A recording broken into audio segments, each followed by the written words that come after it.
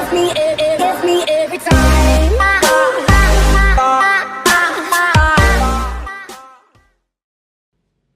Hi, I'm Andrew Leong, I'm Jamie Rice. and welcome to #Ambitious.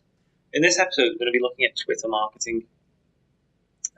One of the main reasons we want to do this video is because we see so many people time and time again who are using Twitter incorrectly.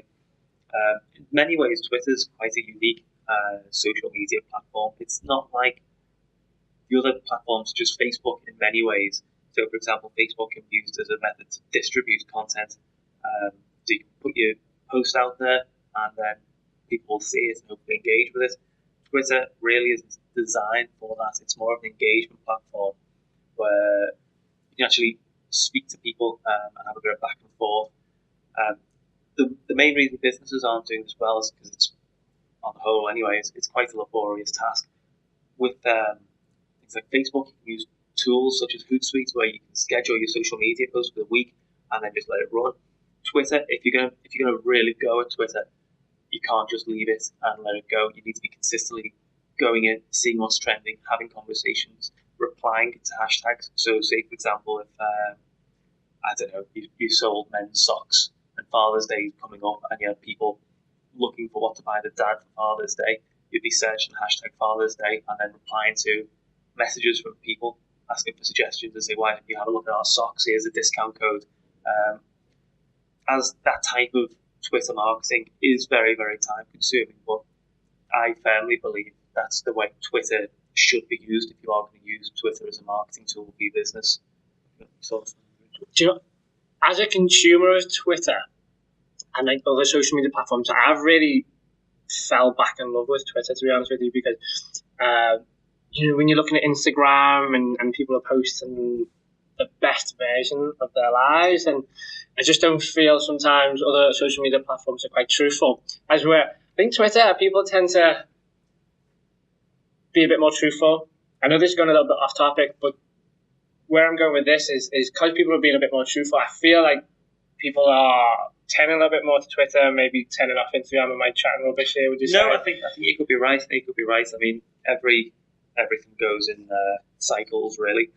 Twitter was popular and then it sort of started to drop off. I've heard from a number of people across the world that are starting to enjoy Twitter again now, and a number of younger people I've been speaking to have actually started to join Twitter and get involved, because I think what it allows you to do, which the other platforms don't, it allows you to have a voice in ways that the other platforms don't really. So say if there's something massive happening, a celebrity's message something, or something big happens, you can have some engagement. You can start talking to other people from around the world and see what you think. And sometimes, not all the time, they'll reply to you. You can have the sort of back and forth.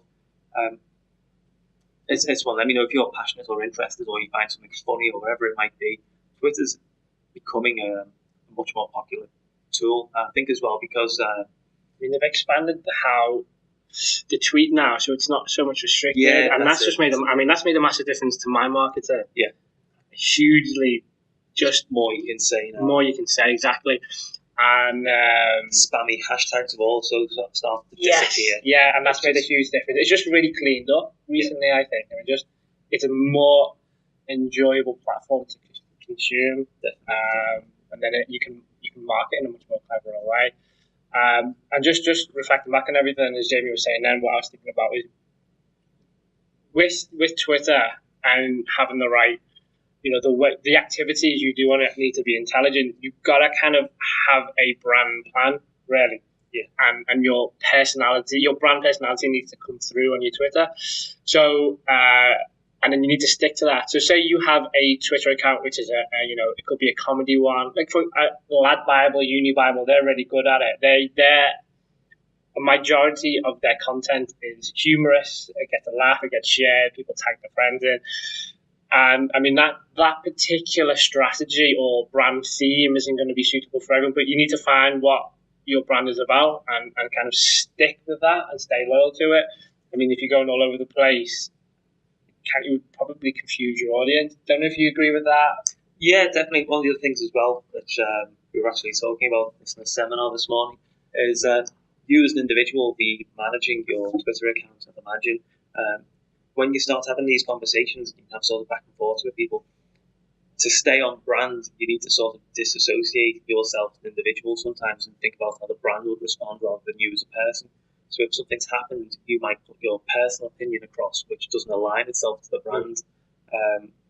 Depending on what you talk about, you can really shoot yourself and your brand in the foot a bit if you have, a strong opinion, whether it's political or religious or wherever it might be, because some people are going to disagree with you or dislike it, and then they're not just disliking you or disagreeing with you, they're disagreeing or disliking your brand, which obviously marketing certainly isn't what you want.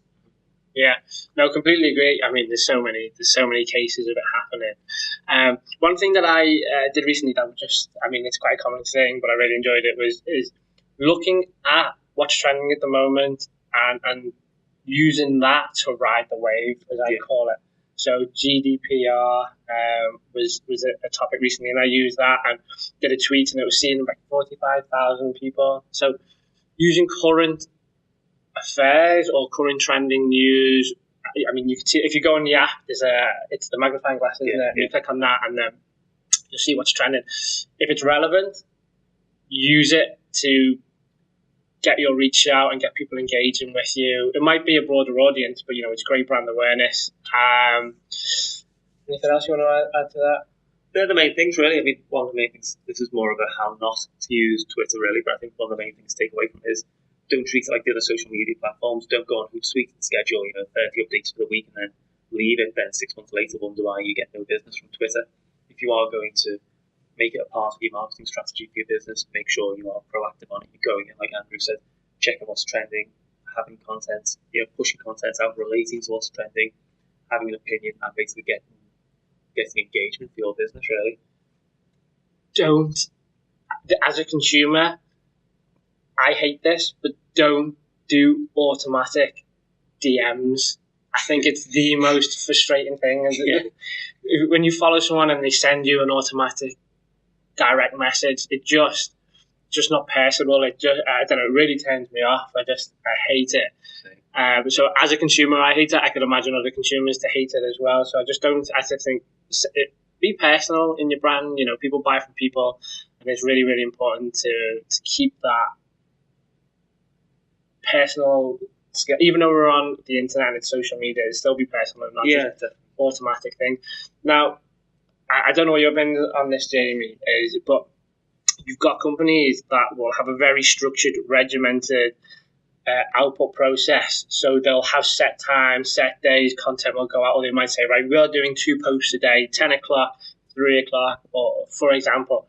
But then you've got companies who might be a little bit more organic. So they'll only produce content which they think is value added and relevant. So they don't so much have a structure. Not so much that they're haphazard and they're just winging it. They're waiting for the right moments and they're not just pushing anything out there. Because I think, there are some accounts that constantly push content, but their engagement levels are so low just because they're just pushing out content. It's nothing that you really kind of the consumers want to see. So I don't know what you think is the right. I suppose it depends on the business, really. It's the business, and I'd say it's the best of both worlds, really. I mean, say for that example there, publishing at 10 and 3. When you set that type of target, you've got to publish at this time and this time.